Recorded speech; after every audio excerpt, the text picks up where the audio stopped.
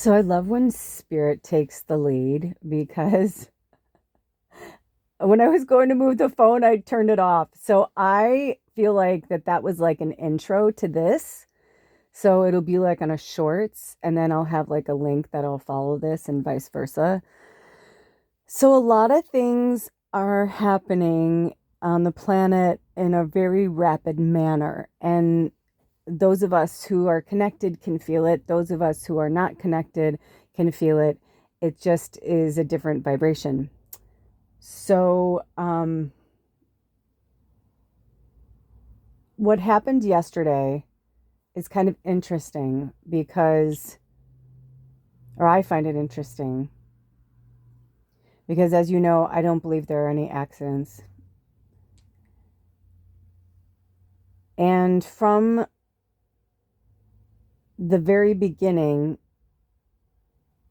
of the connection I had with this family, it was good.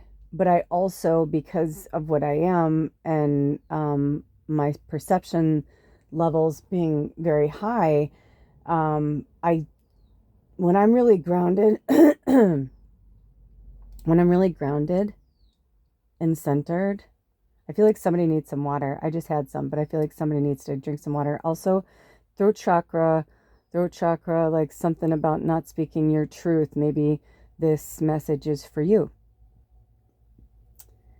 So, because we're all at different levels of consciousness, there is a graduation system. And when people are, say, oh, I don't believe in hierarchy, I don't think there's any levels, I think we're all one, it's all the same. That's true. That's true.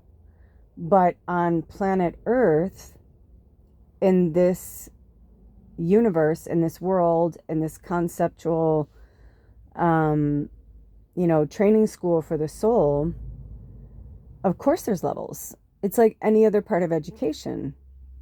You have, there's a reason why we're born and then we age. You know what I mean? Like whether we understand it, whether it makes sense to us or not, doesn't matter.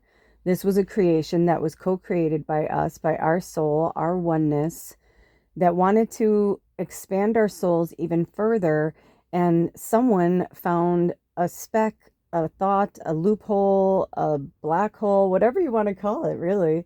But somebody recognized along the way that there was a need to have something to expand our consciousness even further. Which is why in all parts of the world, in all ethnic backgrounds, all ages, it doesn't matter, sex, none of that, gender, none of that. At the base level, at the soul level, we have a different form of understanding, you know, and because I have dined with some of the most influential, richest, I've just been around some of the most powerful people in the world. And I've been around people who've never really had a break in their life. You know what I mean? In their mindset, meaning like they were born into poverty, they stay in poverty, and that's all consciousness. You know, my my one friend, like their family is a perfect example because they were raised in a poverty consciousness, but their sibling went the fucking polar opposite and like got like all these like multiple levels of like, education and degrees and, all this like I will never be like you, like a total opposite.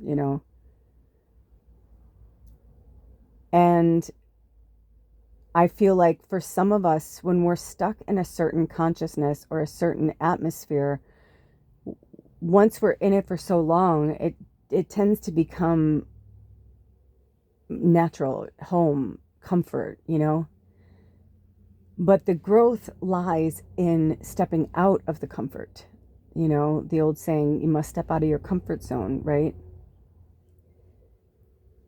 And the truth is, Spirit's saying we have to step out of the comfort zone to find our true home. I just got the chills. We have to try new things, go new places, meet new people, have different experiences so that we can understand ourselves more than anything. Because how we respond to everything is the true test. Over the years, I have grown and changed and expanded so much, but every day I'm still learning and growing. And I have found the humility and the integrity that I was really seeking, that I was missing, that I always had, but then somehow over the years, I tried so hard to fit in. So I took on so many different roles. The obvious ones from my, tight unit, my family, my siblings, my parents. And then beyond that, the extended family, then friends, then school, then teachers, then, everything. And we all give and bring each other wisdom and different versions of wisdom and different hierarchies of wisdom. So, in my experience now, I have found that the more I love myself and forgive myself, it is so much easier to have that same forgiveness and love for others. And I feel as if I was meant to talk about this today because there's just so many different levels of consciousness all happening at once right now through all of these different people and facets, as I just spoke of. So when we find ourselves in a pickle, in an incident, I no longer will say accident or, because I was I was speaking of it with someone else and I was like, I don't want to say, I started to say it was an accident, but then I realized it wasn't an accident. If I'm bit by an animal, that's not an accident. Animals don't do things on accident. They act and react out of intuition and out of instinct. Pack animals, especially the youngest of the pack animals that feels like they have something to prove, can tend to be the one that is the one you have to look out for. And meaning like, when I had time to rest, work on myself,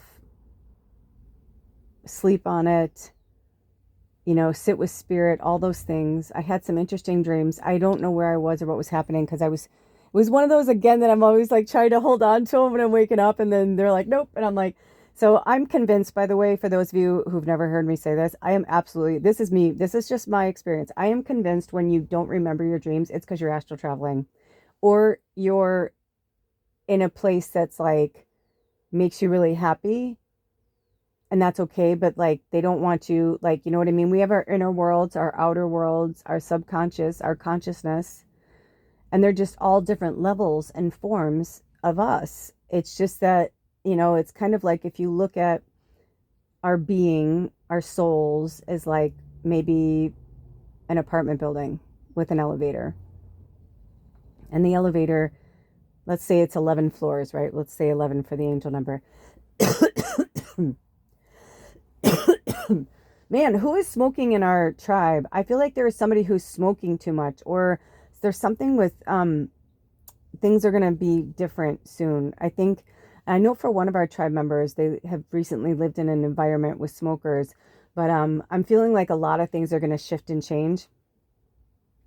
You're going to have a different awareness. You're going to have a different knowing when you step away from that. But also, if you're somebody who is smoking, because this came up in one of the other readings recently, it's come up a few times and my body just got the chills. This is really serious. You've got to stop smoking cigarettes. I don't know who this is for, but it's come up now. This is at least the third time in the last week. And maybe you haven't seen those readings and that's why it's coming up. You know what I mean? But I'm just hearing like, it's just such it, it's almost like, especially because a lot of cigarettes, from the tobacco to the paper to the filters, even if they're not smoking with filters, there's just so many factors that go into that. And then that's something that you're putting your lips on, which your lips have one of the thinnest layers of skin. So they absorb things, right? That's why, like, when we eat spicy food, your lips, I love watching that show, Hot Ones. If you've never watched it, please watch it. And if Spirit calls me to, I'll put a link to the channel. It's fucking awesome. It's one of my favorite shows ever. In fact, maybe I'll binge watch that today because now I'm in bed for the day. But seriously, you know what I'm saying though? Like when you eat something and it hits your lips first, how tender and sensitive. So they just want us to all to start really looking at our avatars with a lot more and a lot deeper respect, for they house our souls, and they're not just a biological meat suit. I mean, they're so much more than that. There's so much more than that. Like on such a beautiful, magical level, there's so much more than that.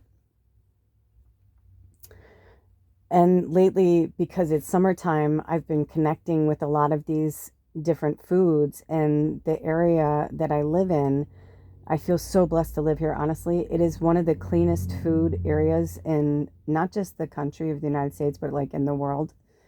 We have a lot of farms and a lot of heirloom organic that have fought like with so much of their power to try and keep their air as clean as possible.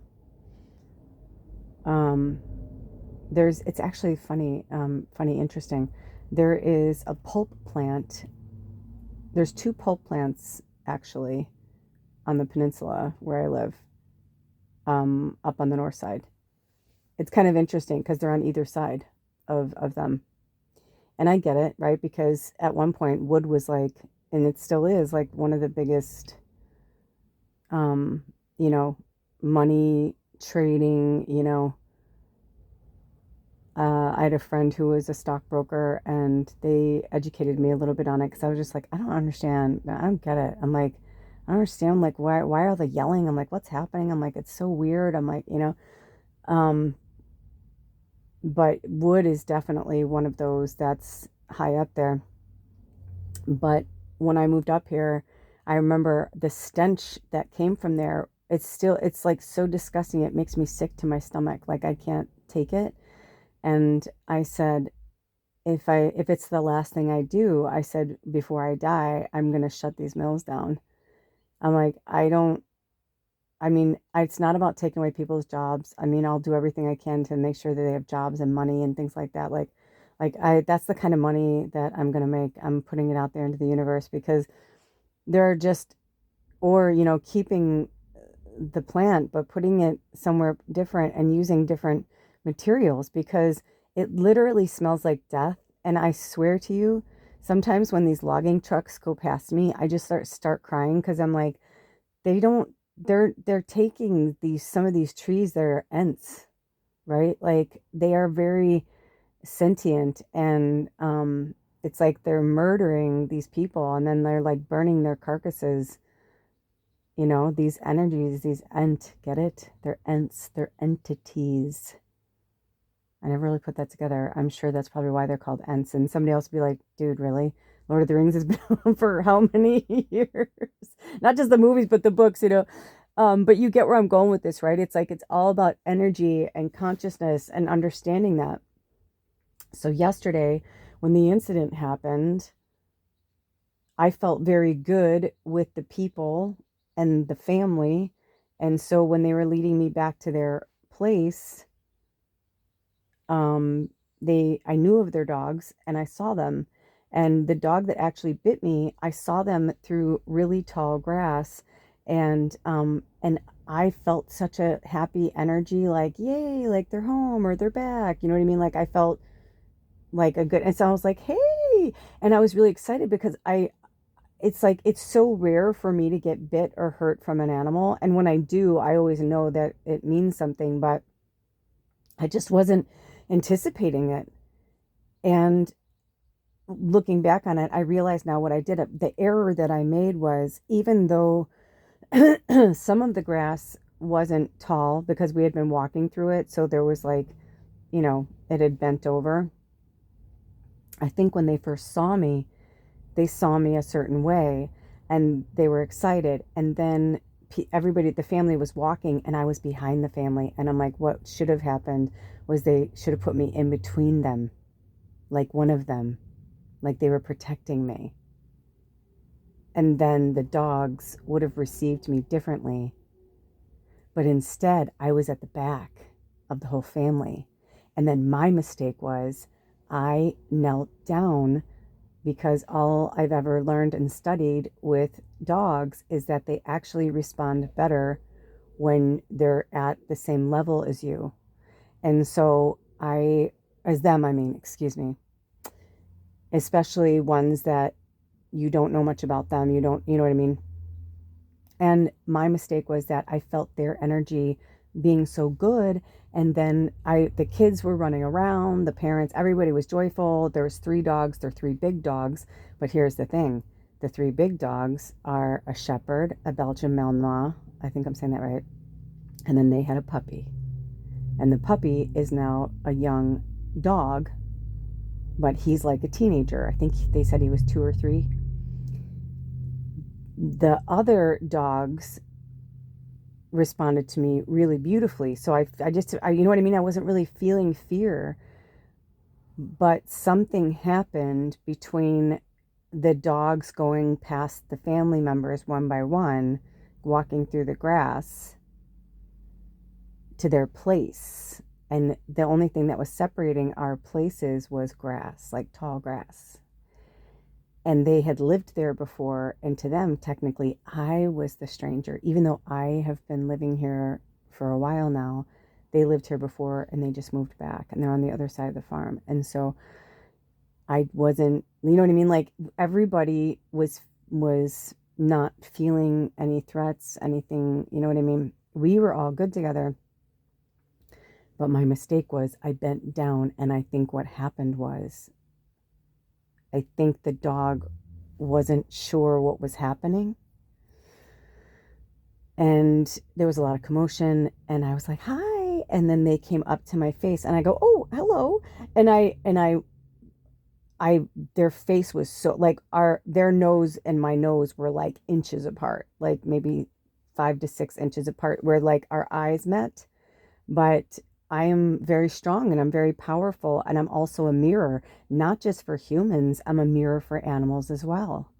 So if there is anything going on with that animal of any type of fear or inadequacy or insecurity, I'm going to mirror that back to them, especially when we locked eyes like that. And they are a pack and I am not part of their pack. So it doesn't matter that I'm a cute, frilly, sweet lady, you know what I mean? Like that I'm this white witch walking through with this white light energy, it doesn't matter. But they're also powerful too, so they can see my shadow. So within seconds, and I mean seconds, it happened.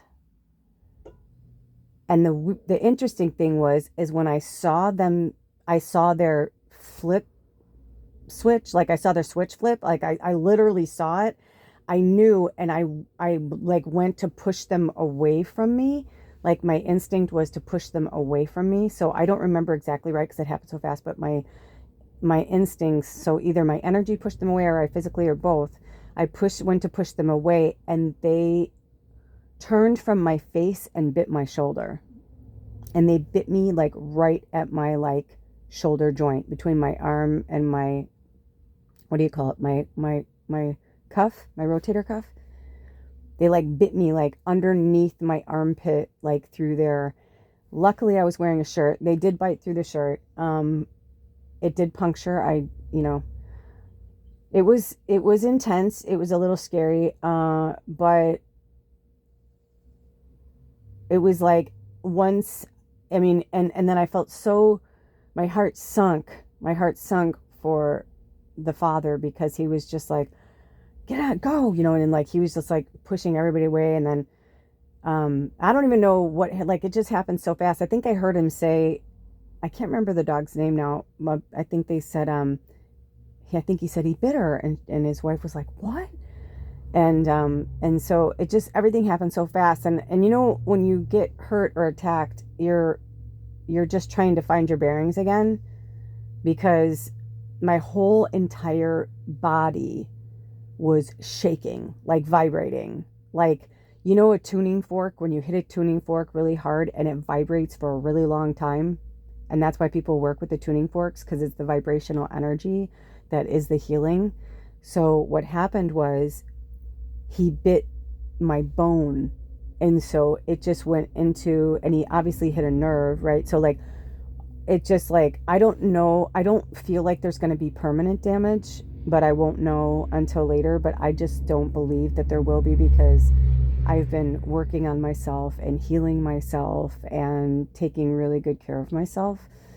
As I said, I'm holding a bloodstone and a quartz crystal and an amethyst, and I've been, um, I eat a lot of protein. I just had some tofu yesterday, and luckily I hadn't eaten anything. So when I did eat, I looked up, like, is there any foods I should avoid?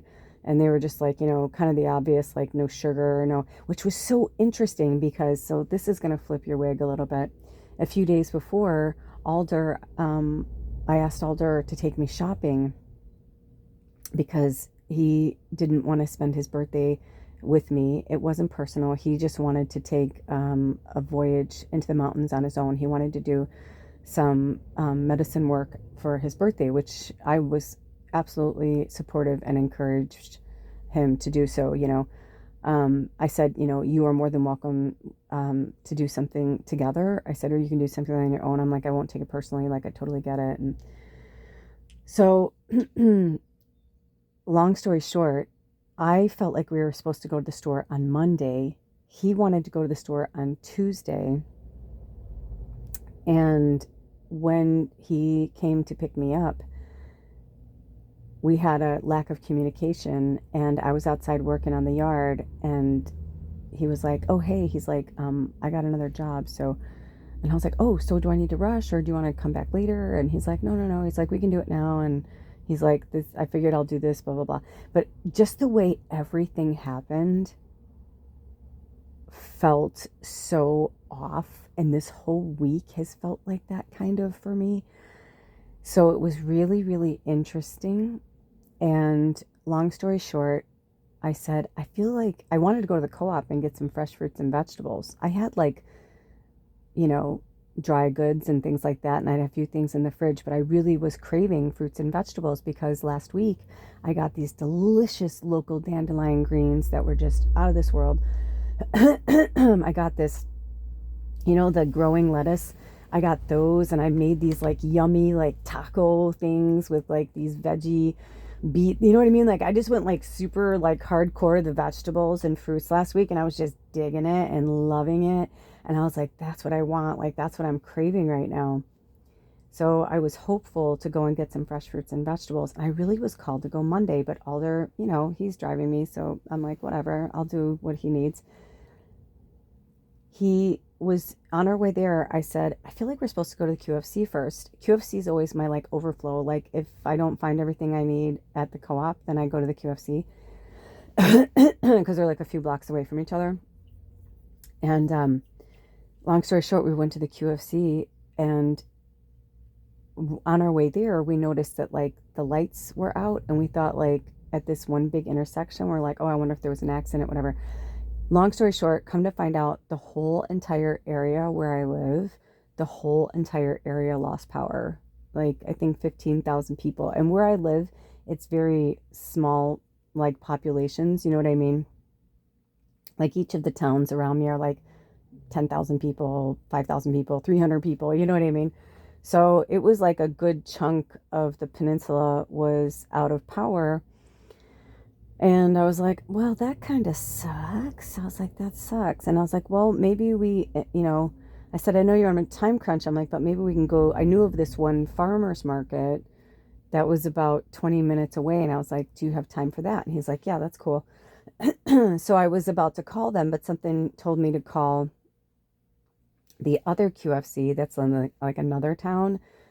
And I said, because he said, hey, what about the QFC? That's actually closer than that one. And I said, well, I was really trying to get fresh fruits and vegetables, but I'm like, okay, let's figure it, let's figure it out. So we go there, or I call, and the guy's like, we are open. We're on a generator. He goes, we have two registers open. He's like, but it's, we don't have like full power. And I was like, okay. And when I got there, like everything was covered, all the refrigerator items, all the freezer items, everything, was covered. They're like, you can get anything that's not refrigerated or frozen because we need to leave them there so that they keep their temperature. And they turn all the lights off in the store and the fans and everything to keep the temperature cooler in there. And so it was fucking weird, man. It was like I felt like I was in that movie The Fifth Wave. Like I'm shopping through the store, but it's like so dark in there you can't really see anything. They had like people like that worked there were going around with flashlights and stuff, and so I was like, man, there was like this one moment I was like talking to a few people and I'm like, this is kind of apocalyptic. Like there were some aisles I didn't want to go down. It was just like kind of creepy. I'm not going to lie. It was really, really dark, especially the aisles that were like aligned with the pharmacy because the pharmacy was like completely like black and dark. And so there was like no lights there. They didn't even have a lot of emergency lights on because it was daytime. So I think they were just like, you know what, like we'll just use flashlights. It's fine. And then this guy comes in and he's got this dog, this beautiful dog. And I ended up having this really awesome time with this dog and talking to this dog and loving on this dog. And he told me the story. He just rescued this dog. He said, yeah, he goes, I was getting out of my truck and this dog like beelined for me and she was weaving in and out of my legs. And then she peed on my feet and I knew something was really, really wrong. He goes, she was shaking and she was cowering. And he said this guy started chasing after her and he's like, get over here, get over here. And he started like beating the shit out of the dog. He grabbed the dog and started beating the shit out of him. And the guy grabbed the dog back and said, you got two choices. He's like, you can either get back in your truck and leave your dog here. And he's like, or you can, he goes, leave peacefully and leave your dog here. He said, or you can stay here and I'm going to beat the fucking shit out of you. And I'm still taking the dog. He's like, you need to, he goes, you choose. And so the guy just like turned around and like flipped him off and like was total fucking like, he said he was awful. And I mean, I could tell just when he was telling me the story. And he was a big guy, big, strong guy. And probably like in his 50s, I would say probably maybe 40s, I don't know. But either way, I was like, you are awesome. And he said that he changed her name. And because I said, what's her name? And he goes, Lakota. And I said, was that her name?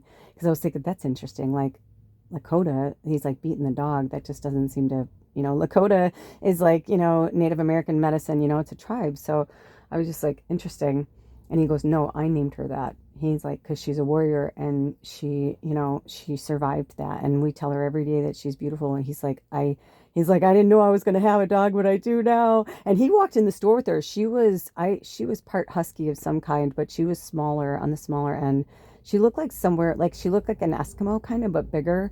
But she wasn't as fluffy as an Eskimo.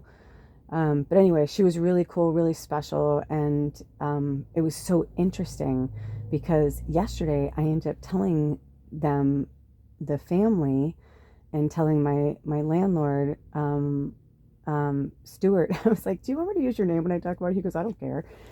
And I was like, okay. I call him Stewie Newman sometimes because from St. Elmo's Fire, in the movie, the rich girl, the dad keeps trying to get her to marry Stewie Newman. And so like Stewie Newman kind of becomes like the whole thing. And then my family adopted a cat and my niece named him Stewie. And so I always called him Stewie Newman. So now every time, one of my best childhood friends growing up was Stuart. And so I sometimes used to call him Stewie, like to be funny. And then when the Family Guy came out, I was like, oh my God, Stewie, that's so funny. So sometimes I call my landlord Stewie Newman because he's just a really cool, awesome, beautiful light worker. So anyway, the whole long and short of this episode was that we just had such a cool connection, all of us, yesterday, because wherever two or more gather, right? So we had such a good energy. We're all light workers, from the kids to my landlord to, obviously the parents who I had, met, and we was meeting them for the first time. And, it's interesting. My landlord and I, like, I had already been out, for almost like an hour weeding and stuff. And then my landlord came by and he brought me, um, I was like, really love doing this work, but these are the tools that I need. I really do need them. I was happy to buy myself gloves and stuff, but I was like I need shears. I need, and he was like, cool. And he ended up like getting all of these things. And so he was showing me how to use, this one weed eater. It was a battery operated one. And he was just showing me like, certain things that he likes and what he doesn't like, and certain things he wanted to have done. And, we just did like a walkthrough, because we did a walkthrough when we first took the place in March, but it was at the end of winter, and now it's like everything's in full bloom, and so there's certain ways he likes things, and I had done things a certain way that I thought that he would like, but then he didn't like it, and so we were just like trying to get on the same page. So when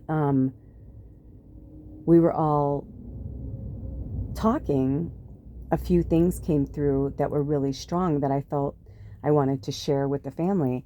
And so that's kind of how it all started. I don't even remember why we were walking over there, or why. I don't remember exactly. I just remember saying, oh, I saw their dogs, and I was like, oh, I love dogs. I said, can I meet your dogs? I'm like, Stuart said your dogs are really cool. And he was like, yeah, absolutely, absolutely. And so that's why it was so shocking to everybody the way it happened, because Stuart's like, wow, they never bit me. And I said, do you know how rare it is that I get bit?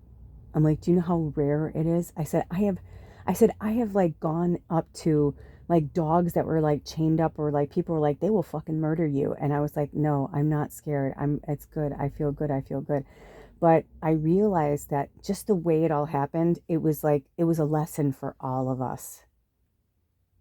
It was a comeuppance for me to stop thinking I'm fucking Fairy Flanagan over here, that like no matter where I go, like, oh, animals don't have problems. People don't have problems. Like, they don't have issues. They don't have, I don't want to say problems, but people don't have issues. You know what I mean? Like, because I'm perfect. Well, no, I'm not. I'm human here, and I'm a mirror here. And he and I, the father and I, ended up having this really cool conversation, interesting conversation about their family, which like sparked a side conversation about them.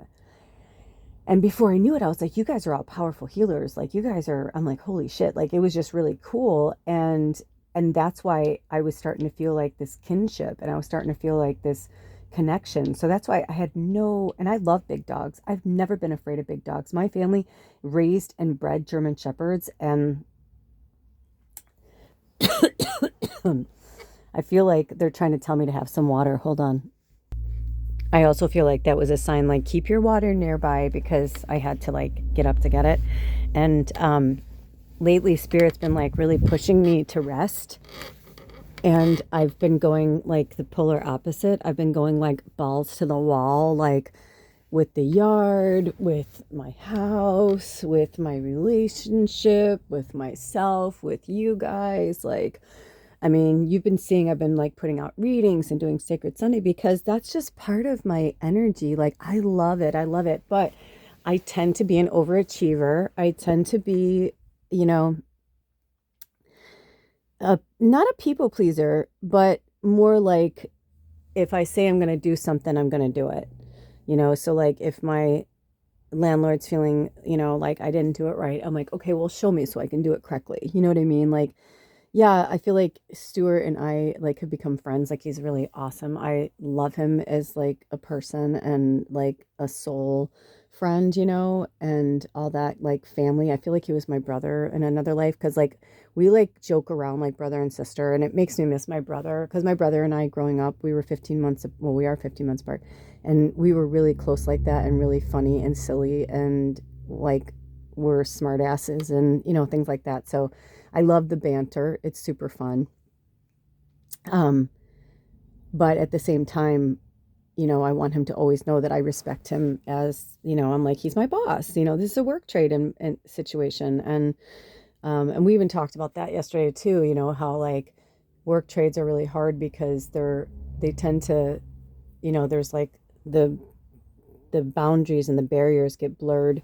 Even when you set things up a certain way, things, everybody has their own view of what they think things are or should be, or you know what I mean? So, and without malice, it's just our own, we're not in each other's heads, even though we're not, you know what I'm saying? Like we're on our own trajectory here as human beings and on our own path. So, there's only so much,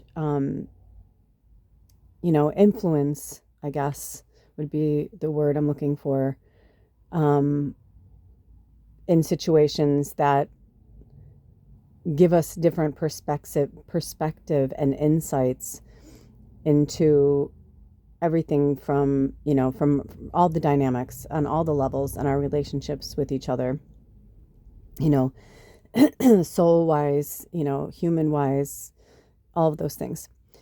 So it was very interesting. So yeah, so I felt good and everything. So then after I got bit and I was like kind of freaking out, um, they did not give me permission to say their names, so I won't. So I'll just say the family.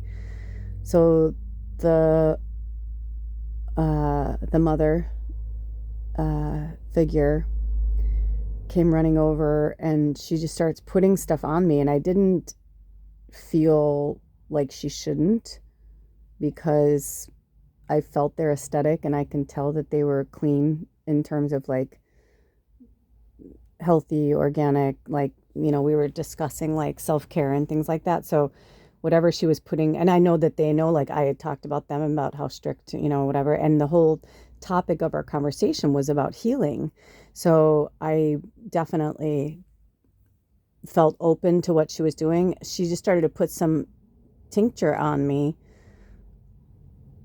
And I was like, oh, okay. I'm like, what? Or I think she was about to. And I was like, what is that? And she said, I don't, as a colloidal, something like that, silver, something like that. And I was like, oh, okay, okay, okay. I mean, it wasn't like the dog took a chunk out of me. I mean, it was definitely a warning bite. I mean, it was honestly, you know what it was? It was a fear bite. It was a reactive bite. It wasn't an attack bite. I almost said vipe. Interesting, because if it was an attack bite, I wouldn't be talking to you right now. I'd be in the hospital or I'd be dead. Right? This was not a small dog, and this was a forceful dog, and both of those breeds are known for the impact of ton on their bite. You know, you know what I'm talking about, like per whatever. So that's why you see a lot of those dogs in military and police and all that, because, or you see them when they're training them and they're hanging from their mouth because their jaws are like, just like fucking, it's like a gator, it's like you ain't getting out of that, unless they want to let you go. So it was definitely a nip, but if I was nipped by, you know, a smaller dog, I might still be having this conversation, of course, but I wouldn't be laying down in bed. You know what I mean? Like, this is a wound. This is serious. He definitely punctured the skin. I'm gonna go back on my back. Ouch. Oh, I got it. Oh, I was telling my landlord this morning. He's like, "How are you doing?" He was like checking in on me, and um, I said, I feel good. I said, as long as I don't move, I'm fine. I said, when I move, it hurts like a motherfucker. But that's just because he got me like right there.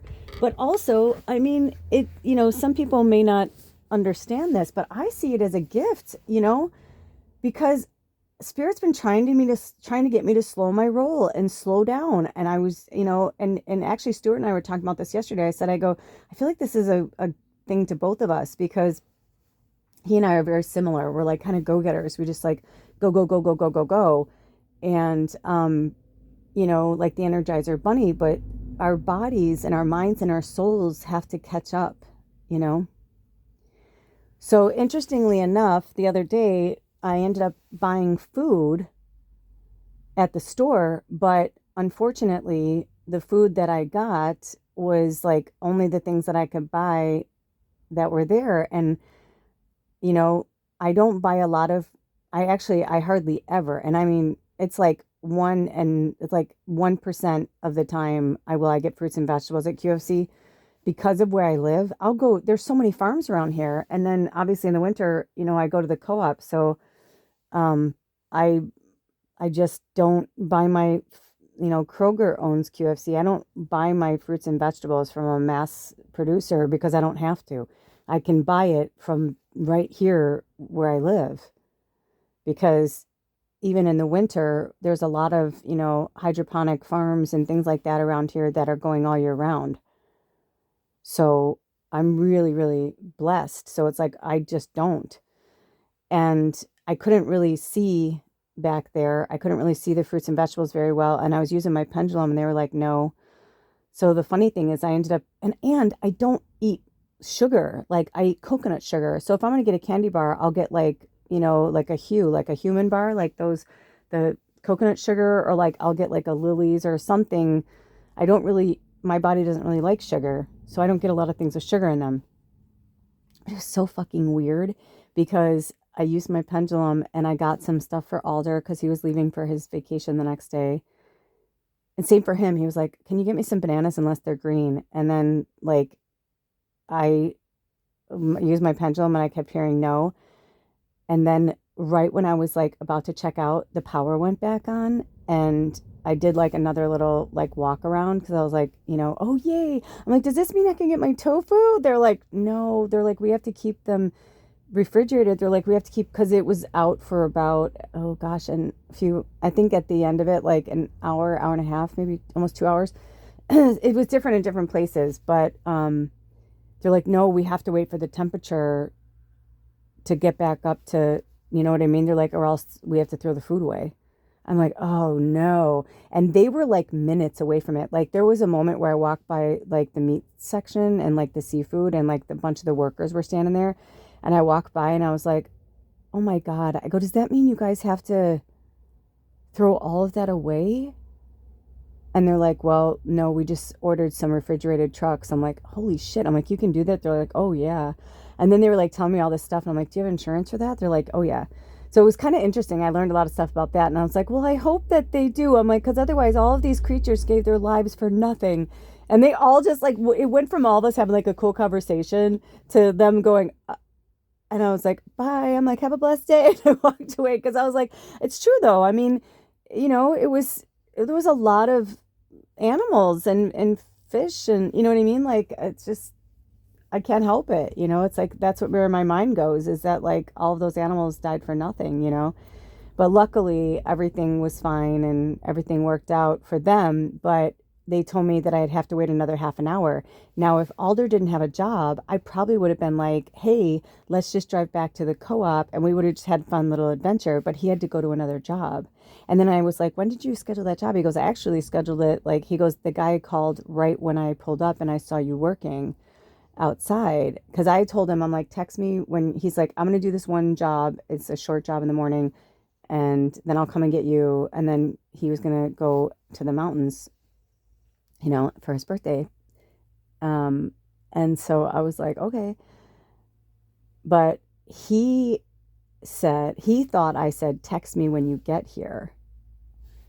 So we had a lack of communication right there. And I looked back at my text and I was like, no, I said, text me when you leave there. Because then I was just going to work on the lawn and work on the yard until I brought my phone with me. And then I thought he was about 15 minutes away. I'm like, that gives me perfect time to like go in, freshen up, change my clothes, get ready and meet him outside. But he told me he had nothing planned after that. That like after that he was free and the next day was his birthday and so he was going to go away and I was like, okay. So it was kind of interesting and there he was too, being an overachiever. He was helping a friend, and in his mind he was like, cool, I'll make more money so I could stay away, as long as I want to kind of thing. And then thought if I'm good, like he doesn't have to concern, you know what I mean? Like, and I get it, but he didn't like, I was like, what made you do that, but it was just interesting. And that's where I'm trying to explain to everybody right now that everybody's stories are not going to align perfectly all the time. But sometimes they do. And sometimes everything comes together for an incident and an event to happen for everybody to have either a really awesome and positive experience or for everybody to have a really big lesson experience, but in turn is a positive experience, right? So I was really frustrated because I ended up buying, I was like, you know what? Fuck it. I'll treat myself. And I went around with my pendulum and I only got two things that had sugar in them that I was aware of, actually. Because the other thing, I thought it didn't have sugar in it. And that's why I used to get it, because it didn't have sugar in it. So it made me read the labels closer again. So that was good. And now it made me realize I don't want to eat that thing. Or if I do, I need to be aware that that's the only sugar I'm going to have that day. It's not that I'm like anti-sugar. It's just that like my body doesn't like it. It's like giving my body poison.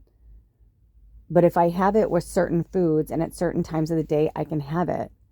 But it's not something that I want to have all the time. I like the way I feel. I like waking up and my body feels good. I like feeling strong. I like feeling healthy. I don't like having a stomach ache. I'm sensitive to a lot of foods.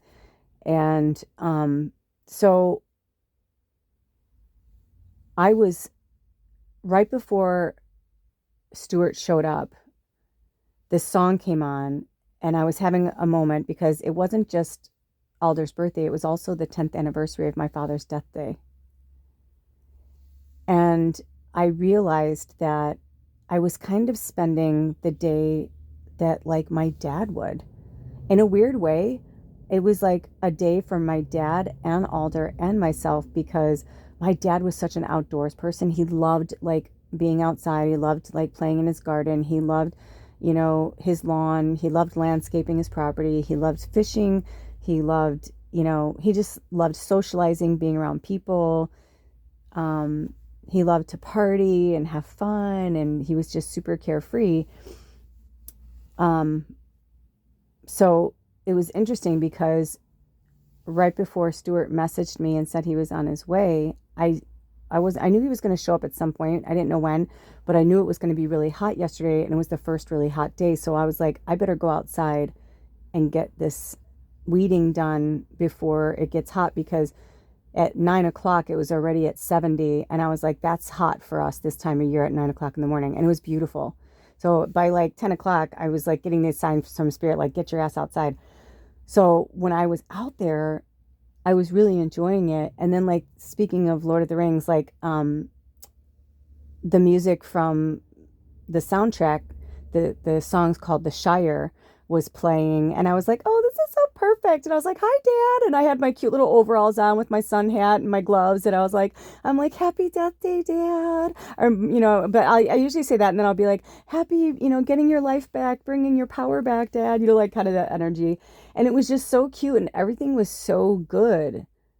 It really started out really, really good. And then my landlord showed up, and then like we started like talking, and he was like, look at you. And I was like, yeah, I'm like, look at us. I'm like, we're being productive, and everything was really good. And then, the family came over and I met them, and everything was good, But then it was interesting because when it started to turn was when I was feeling certain things coming from them and things that were happening when all of us were interacting, from Stuart to myself to their family. And I was like, wow. And I was feeling the magic, but then I was also feeling a lot of like, being a telepathic medium and an empath, if others are like me and they're not grounded and they don't have their, walls up to like protect their thoughts, then it doesn't matter. And a lot of times it doesn't even matter if they do like have those kind of like, and those are natural boundaries that you're meant to have, right? Like, you don't want people in your thoughts. If you don't want them in your thoughts, that's your right? Like, that's the whole point of free will, because we don't want to take people's free will away. So if we go into their minds and their thoughts, just because you can doesn't mean you should. My mom always said that, and it's so true. So I don't. And especially around other light workers, I take much prudence to make sure that I am staying out of their headspace. But energy cannot lie, and energy is like, I'm a human bullshit barometer, so like I will pick up everything. So I also believe that the dog bit me because right before that, I had taken a sidebar conversation with the father about something that it was coming through really strongly, and I didn't want to share it, and I didn't know if his kids know about it, but I felt like it just wouldn't stop. And I explained to him like that his higher self and his spirit guides really wanted me to tell him these things. So he was super open to it. It was really great. But that's another reason why I think that happened, because right after everybody calmed down, because she's like shaking, putting stuff on me, he's upset, everybody's upset. Of course they're upset, right? I mean, your fucking dog bites somebody, you're upset. Your family member attacks another person that you just met, that you're inviting to your home and your space, you're upset. So I said, you know what? I had a dog that was aggressive. It didn't attack people or children ever. I said, but it was very aggressive towards other dogs, especially when we were out in public. I'm like, if any other animal came towards me, they would fucking go to kill them. I'm like, she was a Japanese Akita, and that is like her instinct as a wolf. I'm part of her pack to protect me. I said, and then I said, go get your dog. And he's like, what? And I said, go get your dog. I said, it's really important right now.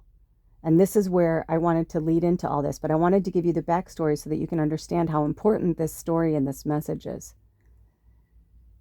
I said, I am not somebody who's going to sue you because your dog bit me. I'm not somebody who's going to, I'm like, everything happens for a reason, even this. And everybody was there. And then the other dogs came. Well, first it was just, I said, go get you and the dog, and we kind of like, so I said, I looked at the dog and I said, it's okay. It's okay. I said, I know you didn't mean to hurt me. I said, it's not your fault. I said, it's okay. And all of a sudden it was just like everything just organically happened. The family came back, the other animals came in.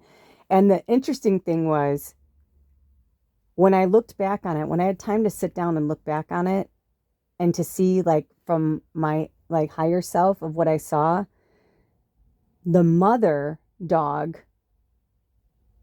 her face was like a human's.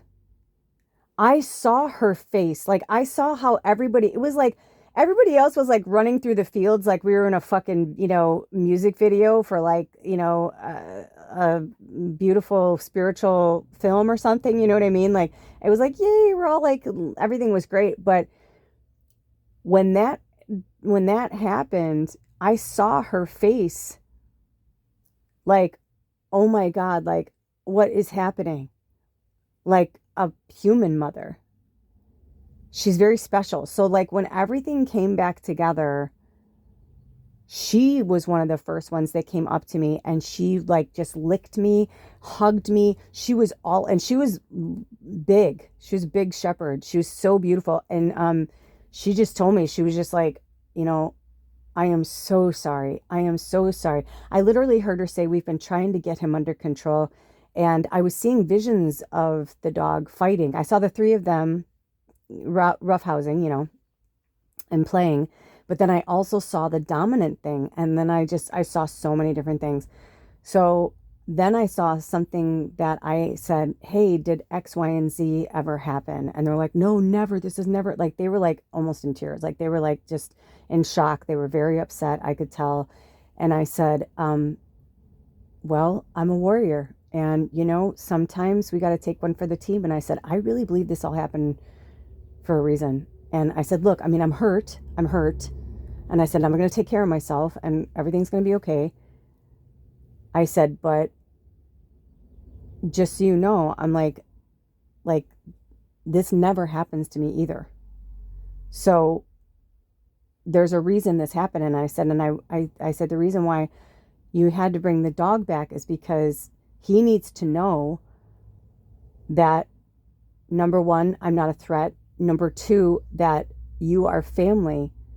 But he doesn't have to, I said, you guys are a pack, basically. And I said, and he's He is feeling, for some reason, I said, he is feeling like he needs to protect you guys.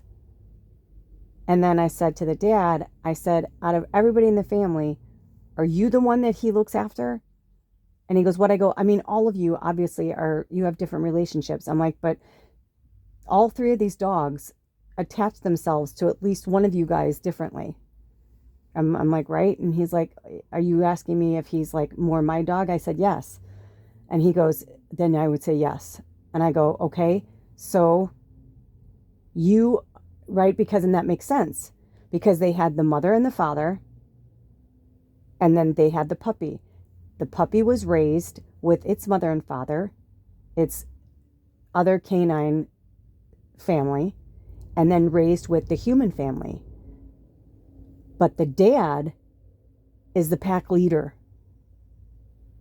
So the younger dog is trying to assert himself and put himself in charge as like, I can, like something's off. But here's the thing. The other two dogs could sense my energy. They're older. They sensed the family was fine. But even with animals, you're always going to have one animal that's a little more sentient than the others.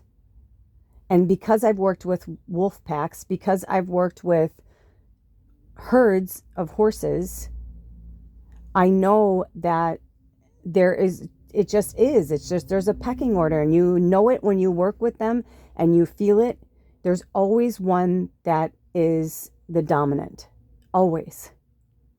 And if there's one that's a bit cheeky, it's because they're fighting for dominance. So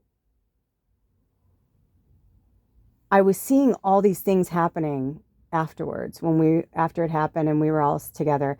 And then when he chilled and he realized that I was safe, that they were all like, I mean, you could tell. This is how smart this dog is, by the way, because afterwards, not only did he come and apologize, but I saw the remorse that he had.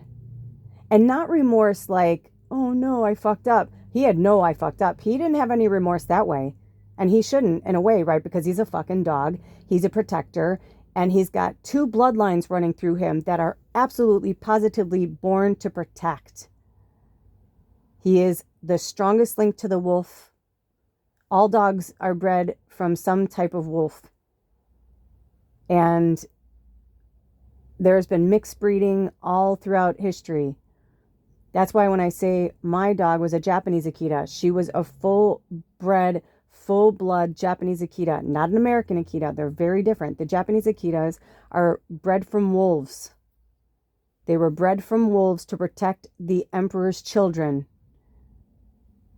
for like centuries.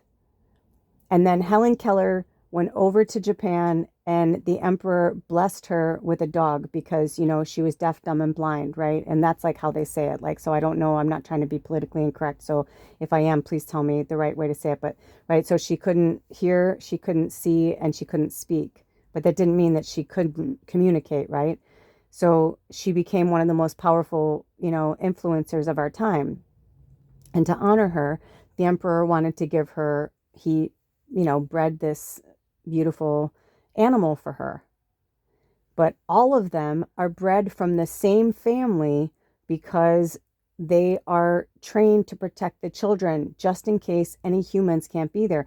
And all of the children are assigned like a pack or their own, this, I don't know if it's still like this, but this is the stories. This is the tale of it. If you know the true, like, if it's still like that today, if you're from Japan, like, tell me the story, because I don't know. But that's like, this is what I read in books. This is what I studied, because I had to learn about my dog. I didn't know anything about her, and nobody knew what she was until finally, thank God, I brought her to a vet, and he, told me.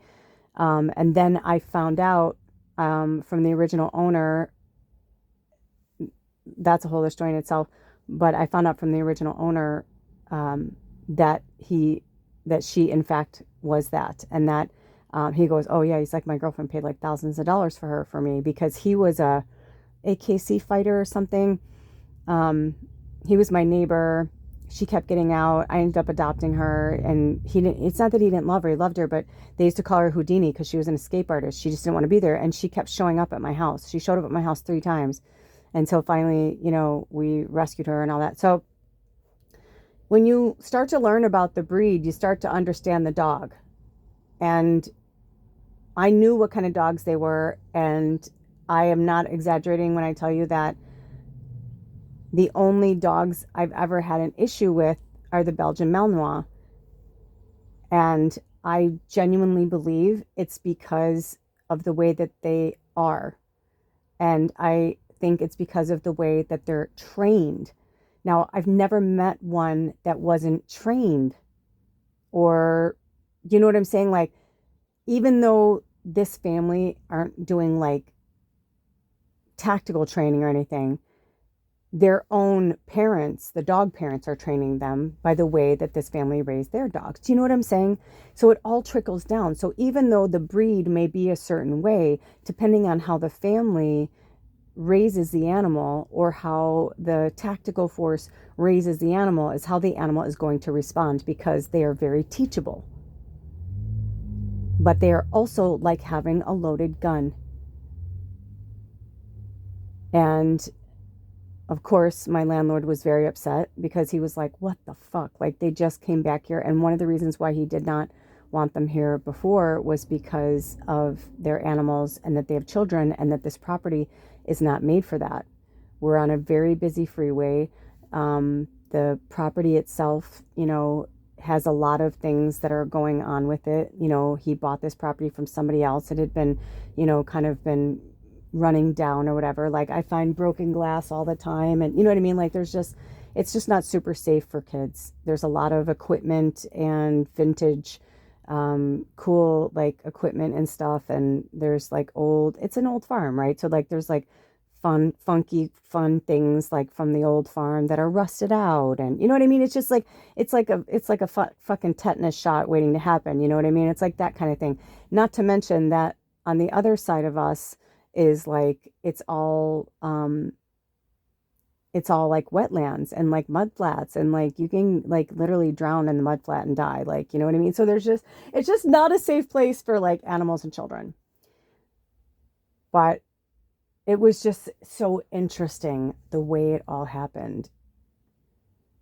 But the one thing that I wanted to the reason why I wanted to do this video was that every single one of us have a path and a purpose. And every time I move, and every morning when I wake up, I always say, how may I serve myself in the collective today? How may I help? When I move, I always say, please bring me wherever I am the most needed. And when Alder and I were together as a couple, we would always like kind of put that energy out, right? Bubba too, like, what's the best for all of us? And it's interesting that since I've been on this property, Alder's been here, but he's never stayed here or spent the night here, or, you know what I mean? Like, I think the first night he did, I think only because I was like, I just felt uncomfortable. I didn't know this area, and I just felt a little sketch, and I was like, I think I told you guys when I came here, it was just filled with like a lot of like shadow energy, and I just, Bubba had just died. It had only been like a month. I was like, no, I need some breathing room. Like, I need, I'm like, I need somebody to just hold my hand for a minute. I think it was one night, but I digress. So anyway, it was a teaching experience yesterday for all of us. And I said to them, I go, because I vividly saw, and when I see it as clear as I saw it, I know that what I'm seeing is got to have some merit. And I said, I see them. I said, I feel like I was like a precursor to something worse. So I said, I think you may want to start like getting more focused on the training around this animal, because I'm like, they are really powerful, and they're, and they're like, look at him. And he was laying on their daughter's lap, and he was like a big love bug, and they were all together like one little, but then I realized, I'm like, that's what's happening right now, is it's almost like they're like one big cell, which in one way is beautiful and lovely. But in another way, I'm like, it's not good because they are not animals, they're human beings. And animals sense fear. So when right before I met the dog and he and I were talking about stuff that had happened, I felt his fear too. And I didn't put it together. And like all the way around, I'm like, it was all of our fault. We all did it wrong. Number one, I should have waited until I knew them a little bit better, till I felt a little bit better, and then met their dogs. That was my mistake. And that was my arrogance and that was my ego. Because I've never really had any problems or issues with animals. That's like I said, I mean, I've been around, I've jumped in the yards of like the most fierce like pit bulls and like whatever to try and help them. Like because at the end, at the core, they're not fierce. They're very sweet. They're very loving.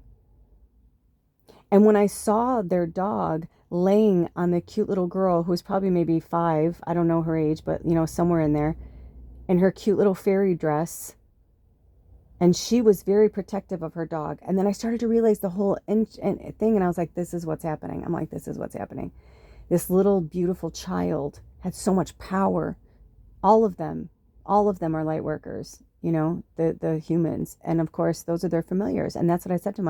I believe he's your familiar. I believe that me walking behind you was a massive mistake. I said, you should have had me in front of you because that would have told them that you felt okay with me being there. I'm like, instead, I was behind you, walking behind you. Then he kept walking through the grass and I stopped. And so the dogs came to me and I was like, oh, cute. And I was being loved on by the mom and the dad. But then the younger one, like, separated from him. And then, you know what I'm saying? Like, so it's like, it's just energy. It's all fucking energy. So we have to be mindful of our energy and where we're putting it. And also, he's a great dad. And I'm sure he's a great, trainer of the dogs. But there's something that's missing because if that dog wouldn't have done that to me, even with all the mistakes that I made, and I'm not placing the blame like, oh, it's not my fault, because I did just say part of it was my fault, right? In terms of like working with dogs, I should have known better. But also, their energy was carefree, mine was carefree, and in my experience, if you are like that, the animals pick up on that, so they're not going to. That's why things don't normally happen to me. But I don't know what energy, what thoughts, what feelings and emotions that the dad was still holding on to after our little sidebar conversation. Because we went from that, bam, to walking over to, you know what I'm saying? So there's a lot of that there too. And I think that's why the dog was confused. And they didn't know what to make of me. They're like, do I be afraid of her? I'm not sure. Should I be afraid of her?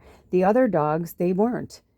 But, like I don't know for sure, but I have a feeling like the mom dog's probably closer to the mom, and the dad dog's probably closer to the boy, because the way that the little girl was holding the dog that bit me, I'll just call him the puppy. They told me their names, but I was like, kind of like, it all happened so fast. I don't remember who's who now. But there's just all these interesting things that are happening with them, that are happening to them, but are actually that they feel are happening to them, but they're actually happening for them, right? And even with me, I'm not in the hospital. I'm laying in my bed. I could be in the hospital, but I'm not. So the dog did me a solid in a weird way, because it made me have to take care of myself and rest. And thank God they had some gauze, and I knew I had some tape, skin tape, So like I said, don't worry about it. I know how to do it. And I had to do that all myself.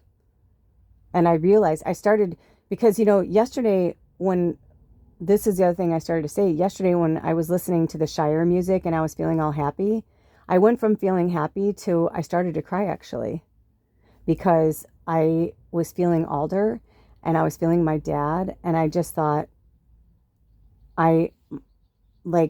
it just made me sad that, not that I'll never spend another birthday with Alder. I don't know. I hope we do, but I believe we will. No, I believe we will. I don't want to say I hope we do, because that's like putting it out there like some, I believe that we will. But what I was crying for was that I realized that it was the first birthday without me in 10 years, because we just had our 10th anniversary. So technically, it was his 11th birthday 11th year that we weren't together. We did spend the first 10 birthdays together. You know what I'm saying? And I was happy that I was actually celebrating my dad more, and Alder needed that. And I genuinely supported that he do that. I know he needed that to spend a birthday by himself. But I was feeling a little sad just because I was like, oh, that's sad. I'm like, that's going to be like a birthday we didn't get to spend together. But that's okay, because that's just the way it was supposed to go. And all throughout the day, I was thinking about him and talking about him. And then I got bit. And then I had to I still had to finish my chores. I still had to do stuff. Nobody was going to do it for me. My landlord, he was so sweet. He's like, can I help you do anything? He's like, do you need any help? And I was like, no, I'm fine. He's like, can I get you anything? Can I take you to the store? Can I go get you something? He was so, so, so, so, so kind. And it was so genuine. And it wasn't like a holy shit, you just got bit on my property, I can get sued. Oh my God, blah, blah. You know what I mean? Because then I said to him, after everything happened, I walked away and he goes, what the fuck? He's like, are you okay? And I said, yeah, I'm okay. And then, he was like, do they have their shots? And he was really upset. And I said, I understand why you're upset. I'm like, but I don't want to amplify it. I go, they feel bad enough and the animal feels bad enough. I said, you know what? It's okay. We all made peace with it. I made peace with the dog. All is fine. All is well. We're all going to take some time to breathe and go into our corners. We'll talk again. I said, all is well. But then, he came over here, he walked me back over here, and he ended up doing a huge favor for me, like a massive favor for me that I've wanted to have done for a really long time. So that to me was like, I'm like, dude, you doing that? I go, everything else I can handle on my own. And he was like, okay, cool. And he even offered he's like, I will, because he has another place up here, and he's like, do you want me to stay at my other place tonight? And I said, no. I'm like, go do what you need to do. And I think he ended up staying up here because, oh, no. He called me one more time. He's like, all right. Because I was like, no, get out of here. And I said, dude, first of all, I'm like, because he knows that Alder's in the mountains, so there's no way for me to get a hold of him. And he was concerned. And I said, first of all, there's 911, so I'm okay. I go, second of all, I said, they literally live across, they're just a few acres away. I'm not too concerned. I'm like, I'll go to them. They'll help me. You know what I mean? I'm like, I'm really not too concerned about it. And so he called me one more time when he was leaving this area. And I was like, nope, I'm good. So, but before he left the property yesterday, we had a talk about some stuff. And he said, that's part of the reason why I didn't want them here. He's like, because the more people, the more problems. And because they wanted to live where I'm living. It's nicer, it's more secure, it's cute. It sucks with the traffic, but I have the best view in the house, so to speak. You know what I'm saying? One of the best views in the house. It's basically from the house itself on the property to where we are on the property. We have the best views of the property, or of the mountains, of, the Olympics, and of the saltwater. And they really wanted to live here. They begged him to live here. They really loved it. And they're like, can we live here? And he was like, no. He's like, I don't want you back there. It's too dangerous, which is true. It is dangerous. I've told you guys before, there's equipment back here and stuff. So, I mean, I even got to the point where I was like, for all I know, he was thinking negative thoughts about me, that I get to live here and they're living there, and the dog picked up on that. You know what I mean? And maybe it was a residual. Maybe after he met me, he didn't feel that way. I mean, I don't know. I can't speak for them. I'm not going to go. But, but obviously it happened for a reason. Is basically what this whole thing is for, is that even animals, they don't just do things for nothing. Those other two animals, the mother and father, could have just as easily attacked me. But they, you know what I'm saying? Everything happens for a reason. And here I am. I'm still working, but I'm doing a podcast, which we haven't had in a while. And, these podcasts, I like them because they really just give us more about the life lessons. And because my story is your story. We all have the same story. We just have different people, parts, places, things, whatever. But it's just the lessons behind how we act and react to a situation and how we diffuse a situation, because his kids had to witness that. And everybody was just so frazzled and so worried and so concerned. And the interesting thing was, it went from me getting attacked and everybody like being like, holy shit, to like everybody frazzling around to like make sure I was okay. And that was where I realized, like, that's the difference. There's some people who are like, oh my God, I'm so sorry I bit you. What did you do to my dog? It's like, no, they were like, what happened? What happened? And then afterwards, like I said, the only energy that I felt was from the little girl. And the funny thing was, is I felt like she was upset with me that I caused the chaos around everybody. I could feel that energy because I could tell she liked me. You know what I mean? I could tell she, but when she was petting the dog, I can tell she was like, no one's going to hurt you, because then I saw this, because here's this tiny, tiny little person, this tiny little girl, and this big dog laying in her lap like a baby. And I realized, because he was a baby, he was a puppy when she was little. They grew up together. It's her brother. They're best friends. You know what I mean? And when animals and families grow up together, there's no divide between who's the animal and who's the human. You know what I mean? Birds, it doesn't matter. A reptile, dog, it doesn't matter. Love is love. I don't care if like you guys, I showed Sherwood.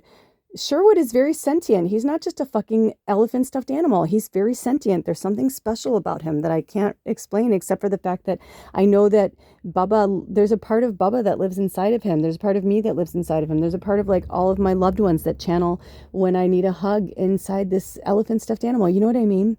It's just energy. So here I am. If I'd listened, I could be enjoying my fun little snacks right now on my day off when it's rainy. But instead, I am just eating all the healthy food I have and staying away from any processed food. And that's okay, because my body is healing and it's getting what it needs, and I'm getting what I need, and all is well. And I know that this is when, for some of our tribe members that, are like, can crystals heal you? Yes, but they're not a full on, have I been working with my crystals? Yes. I almost made an elixir and spirit told me no, because my shungite sits in my water filtration system. So my shungite is always in there, always strengthening me. My water is always strengthening me. But I'm, working with bloodstone and my amplified quartz crystal, right? That's going to amplify that energy of the bloodstone and the amethyst with the healing properties. I'm sure there'll be other crystals and stones I'll work with as well.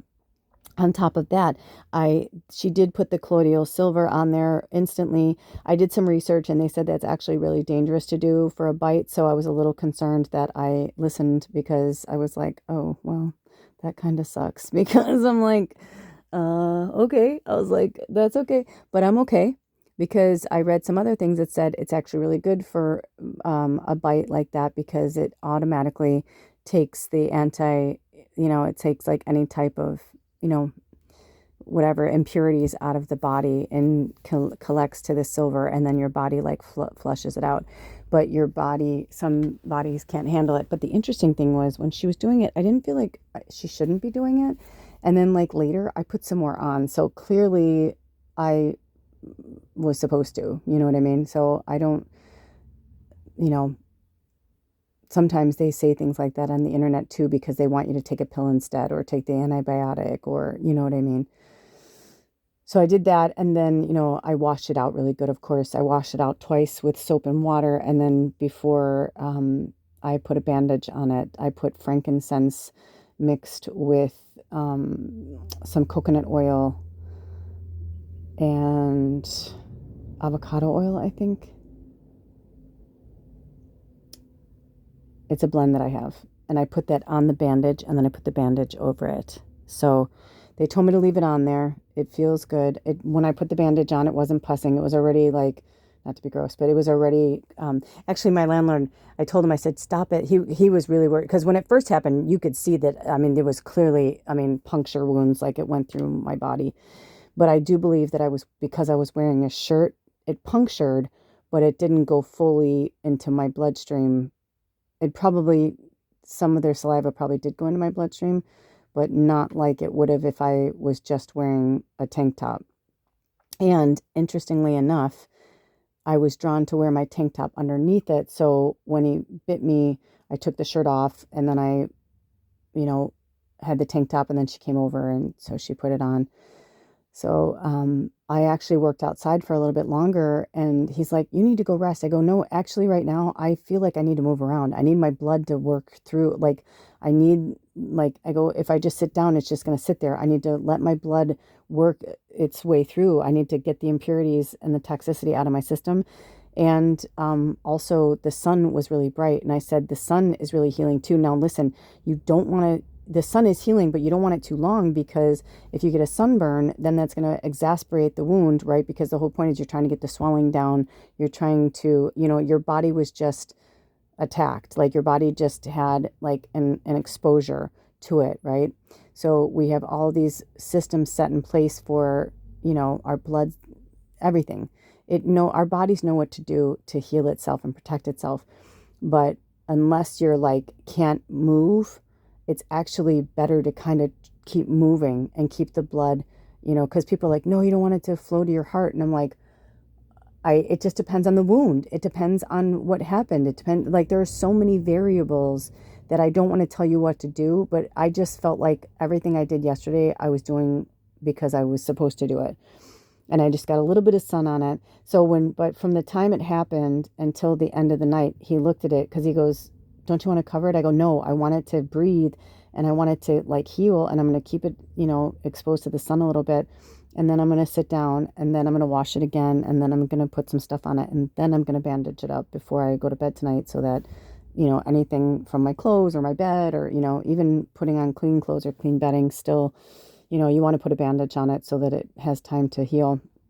But frankincense is one of the most powerful healers on the planet. And I have had really, really bad cuts, wounds, punctures, whatever. And frankincense is a really great thing. You don't want to put it right on it, but you want to put it on the bandage so that it will irrigate and seep into the wound from the bandage. But it'll do it, at a natural pace. So that was my experience with it. Like I said, it hurts. I can tell it's, not perfect, but it doesn't feel infected right now. It just feels like it hurts.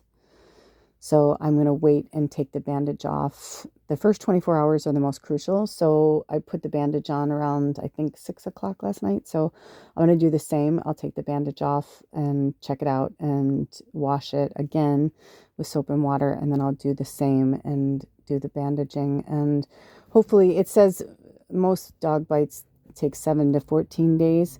I'm a really fast healer. So I said, he was kind of freaked out actually. Stuart's like, wow, it's healing up really good already. And I said, yeah, I go, it's because I'm like sending it good energy. And I called upon the healing energies of the universe, like to work on it. And I said, but I definitely knew that it was a way for me to lay down and just rest.